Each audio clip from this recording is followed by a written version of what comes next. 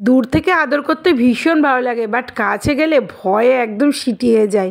ভীষণ ভীষণ ভয় লাগে আমার, তোমাদেরকে কি বলবো। তো বন্ধুরা, আমরা কিন্তু রাসমেলা দেখতে বেরিয়ে পড়েছি।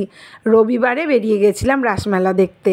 তোমরা তো জানোই আমাদের বেলুড়ের রাসবাড়িতে কিন্তু অনেক বড় করে রাসমেলা হয়, আর এটা কিন্তু প্রতি বছরই হয়, আর বেশ কয়েকদিন চলে, ধরে নাও 15 দিন তো বটেই। তো যাই হোক, চলে এসেছি সন্ধেবেলা। বাবু বললো আজকেই চলো, কেননা বাবুর মর্নিং ছিল অফিস, আর পাপার কিন্তু পরীক্ষা চলছে। তারপরেও কিন্তু চলে গেলাম, মানে বায়নাও করছে একটু, আর পাপা একটু পড়ে মানে নিয়েছে, তারপরে আর কি বেরিয়ে পড়েছি। আর ভিড় দেখো, রবিবার মানে ভীষণ ভিড়। আর রবিবারটা যেহেতু অনেকেরই ছুটির দিন, একটু ঘুরতে যায় এদিক ওদিক। আর আমাদের এখানে কিন্তু রাসমেলাতে কিন্তু রবিবারটা বেশ ভিড় হয়। তো ধাক্কা খেতে খেতে কিন্তু সেই গেটের বাইরে থেকে ঢুকছি।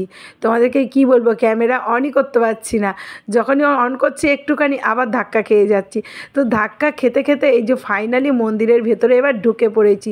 ঢুকেই আগে উদ্দেশ্য থাকে মন্দিরের ভেতরে যাব, ঠাকুরকে দর্শন করব, তারপরে বাকি কাজ।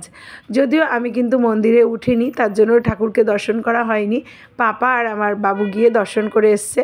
আর রাসমেলাতে তো জানোই একদিনে আমাদের হয় না, 2 দিন 3 দিন তো যেতেই হয়। যেহেতু বাড়ির খুব একটা বেশি দূরে না, সেহেতু যাওয়া তো হয়ই। আর আমি এই যে এখানে দাঁড়িয়ে অপেক্ষা করছিলাম, তোমরা দেখতে পাচ্ছ কতটা ভিড়। চলো একটু গঙ্গাঘাটের দিক দিয়ে ঘুরে আসি, ওদিকটা কিন্তু বেশ ভালো লাগে। তবে বাবু খুব একটা যেতে চাইছিল না, মানে কি হয়েছে বলো তো, অফিস করে এসছে তো। তো বললো মা তাড়াতাড়ি করে বাড়ি চলো, এদিকে মেলাতেও যেতে হবে, আবার এদিকে তাড়াতাড়ি করে বাড়িতেও যেতে হবে, সব দিকে সমস্যা। আমি বললাম চল একটু তো গঙ্গাঘাটের দিক থেকে ঘুরে আসি। আর এখানটাতে দেখো প্রচুর ভিড়, কিন্তু প্রচুর ভিড়। সবাই মেলা দিয়ে এসে ঠাকুরকে দর্শন করে, মানে রাধাকৃষ্ণকে দর্শন করে পেছন দিকটাতে সবাই কিন্তু চলে যায়। আর মন্দিরগুলো লাইটে লাইট, কি ভালো লাগছে দূর থেকে। যদিও দেখতে পেয়েছো বাঁশ বাঁধা আছে, রিপেয়ারিংয়ের কাজকর্ম চলছে। আর এই জায়গাটা কিন্তু অন্য সময়ও ভীষণ ভালো লাগে, মেলা ছাড়াও খুব ভালো একটা জায়গা, যেহেতু গঙ্গার পাড়ে খুব সুন্দর লাগে কিন্তু। তো যাই হোক, এই যে এবার ধাক্কা খেতে খেতে আবার বেরাচ্ছি। আর এই যে এই লাইটগুলো দেখে বাবু যাওয়ার সময় বলেছে, যখন ঢুকছিলাম আমরা, যে একটা নেবো মা। আমি বললাম ঠিক আছে, আসার সময় নিবি, কারণ এই ধাক্কা খেতে খেতে জিনিস নিয়ে নিয়ে যাওয়াটা অনেক অসুবিধা। আর বেরোনোর সময় নিলে সুবিধেই হবে, যে নিয়ে একবারে বেরিয়ে যাব। তো ভাই বোনে দেখছে কোনটা নেবে, তো একটা যাই হোক ফাইনাল করেছে। আর ভালো লাগছিলো বেশ দেখতে জিনিসগুলো, খুব বেশি দামও নয়। আর এখানে দেখো পাপা আবার নিজের জন্য কিছু একটা দেখছে, কিছু তো একটা ওকে কিনে দিতে হবেই বলো, সেটা না দিলে কি আর হয় মেলাতে গিয়ে। তবে খুব একটা এটা ওটা নিতে চায় না। আর এই মহারাজ হচ্ছে পাহারা দিচ্ছে এই দোকানের, দেখে প্রথমটা হঠাৎ করে ভয় পেয়ে গেছিলাম, কিন্তু এটা সত্যিকারের নয়, পরে সেটা দেখলাম। প্রথমটাতে না ভিড়ের মধ্যে গিয়ে চট করে ভয় পেয়ে গেছিলাম। আর আমার ভীষণ ভয় লাগে, দূর থেকে আমি ভীষণ ভালোবাসি, বাট কাছে আমার ভীষণ ভয় লাগে। আর এই যে এখান থেকে একটু জিলাপি আর মালপোয়া নিয়ে নিলাম।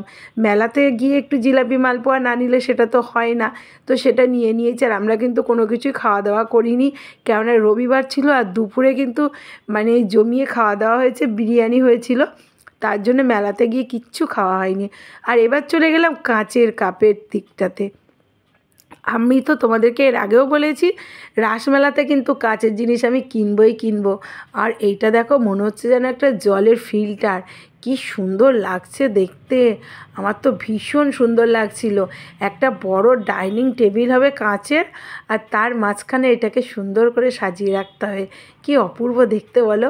টুকটাক কাপ কিনে নিয়েছি, এটা আমি প্রতি বছরই করি।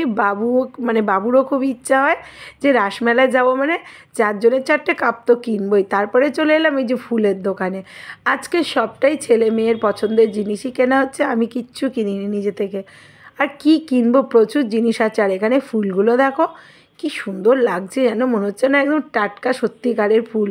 দারুণ কিন্তু কালেকশান ছিল, আর দেখলে কিন্তু নিতে ইচ্ছা করে। তোমরা কি বলো, আমার তো ভীষণ নিতে ইচ্ছা করে। তো একটা ফুলও বাবু নিয়েছে, আর নিয়ে এই যে এবার কিন্তু বেরিয়ে যাচ্ছি, প্রচুর ভিড় হয়েছে। তো বন্ধুরা, যারা এখনও রাসমেলায় যাওনি অবশ্যই চলে এসো।